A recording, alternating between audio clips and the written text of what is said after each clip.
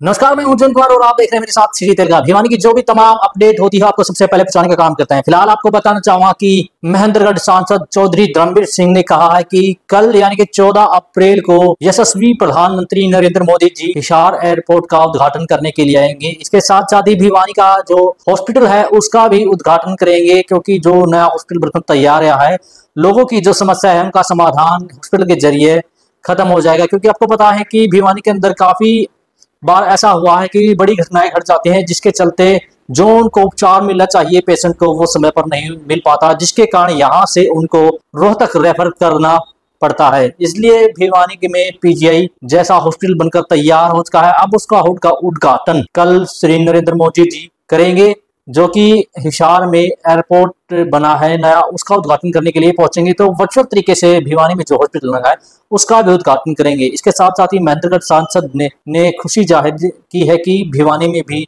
Hospital बनकर तैयार है और लोगों को जो असुविधाएं हो रही थी उनका भी जो समाधान अब जल्द से जल्द किया जाएगा। तो भिवानी से मैं उज्जवल कुमार, तो आप देख रहिए श्री तेलगा। बीजेपी के अलावा देश में पार्टी कहाँ है?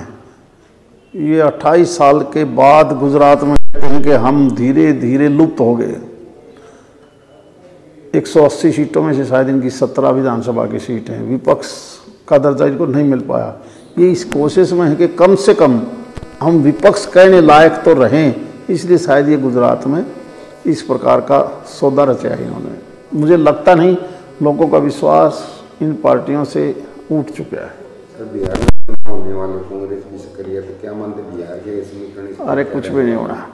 अभी पिछले दिनों 3 प्रदेशों के चुनाव हुए हैं, पता नहीं क्या क्या कहते थे। महाराष्ट्र में भी यही बोलते थे, दिल्ली में भी यही बोलते थे, हरियाणा आपने देखा, तीनों जगह अच्छे बहुमत से और बहुत ज़्यादा बहुमत से। महाराष्ट्र में 3/4 बहुमत से हमने सरकार बना ली। बिहार में भी उसी प्रकार का रिजल्ट आएगा जैसा इन प्रदेशों में आया है। सांसद दीपेंद्र हुड्डा वो कह रहे हैं कि हरियाणा में कांग्रेस का माहौल था, विधानसभा में चुनाव में सरकार बननी पड़ी थी, लेकिन मैनेज किया बीजेपी ने, चुनाव को लूट करके इस चुनाव को मैनेज करके जीता गया है। क्या हरियाणा के आदमी मानते इस बात को?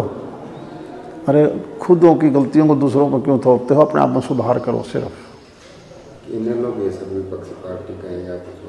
वो कह रहे जो बेरोजगारी बढ़ रही है उसके कारण जो है युवा नशे की लत में पड़ रहा है, गलत दिशा में जा रहा है, अपराध बढ़ रहे हैं इसी वजह से।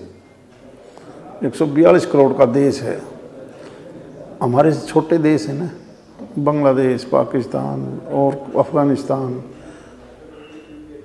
यूक्रेन, पड़ोस के अरबियन कंट्रीज, फिर यूरोप के कंट्रीज, हालात तो देखो, उनसे तो हम कहीं बेहतर हैं। इतने बड़ी जनसंख्या को केवल मोदी के नेतृत्व में ही इस देश को आगे बढ़ाया जा सकता था। ये छोटे छोटे दलों ने देख लिया, सरकारें बना के ने हालात क्या हुए। आज सही समय है और हमने 2047 तक इस देश को विकसित देश बनाना है। इसलिए आओ हम सब मिलके समय की पहचान करें और देश के लिए हमने आज के दिन ये छोटी बातों को छोड़ देना चाहिए। जहाँ जो मदद कर सकता है राष्ट्रीय हित में मदद करो, और वो केवल और केवल आज के दिन भारतीय जनता पार्टी ही आगे बढ़ा सकती है देश को। ये छोटी छोटी बातों को लेकर इनको नेगेटिव नकारात्मक सोच नहीं रखनी चाहिए। 14 तारीख को अम्बेडकर जयंती पर नरेंद्र मोदी जी प्रधानमंत्री क्या सौगात मिलने की उम्मीद है? नहीं, जैसे 2 जगह आएंगे, यमुनानगर और हिसार सुबह का प्रोग्राम है। हमारी इस लोकसभा क्षेत्र से भी बहुत बड़ी संख्या में लोग अपने आप जाने के लिए तैयार हो रहे हैं। मैं भी कल तोशाम और लोहारू दौल क्योंकि वर्कर मीटिंग लेके आया था। आज भी मैंने एक जगह जाना है, उससे पहले भी मैं 2 मीटिंग ले चुका हूँ। मुझे लगता है क्योंकि भिवानी को भी हमारा जो मेडिकल कॉलेज है, हम संभावना है कि शायद अंबेडकर दिवस पर इसको भी सौंप दिया जाए, इसका भी उद्घाटन हो जाए। वैसे तो वहाँ टर्मिनल का और एयरपोर्ट का जो नींव भी रखनी है, उद्घाटन भी करना है। तो जब जब देश का प्रधानमंत्री हमारी स्टेट में आते हैं, बहुत बड़ी सौगात हमें दे के जाते हैं। और ख़ासकर बिजली के बारे में 800 मेगावाट की एक नई यूनिट का नींव रखेंगे यमुनानगर में, क्योंकि आजकल गर्मी है, मौसम बढ़ने लग गया ज़्यादा, ग्लोबल वार्मिंग की वजह से बिजली की धीरे धीरे आने वाले समय में और ज़्यादा हमें बिजली की आवश्यकता पड़ेगी। प्रधानमंत्री को हम शुक्रिया अदा करते हैं कि हमारी स्टेट को एक 800 मेगावाट का और थर्मल प्लांट बनाने की मंजूरी दी है।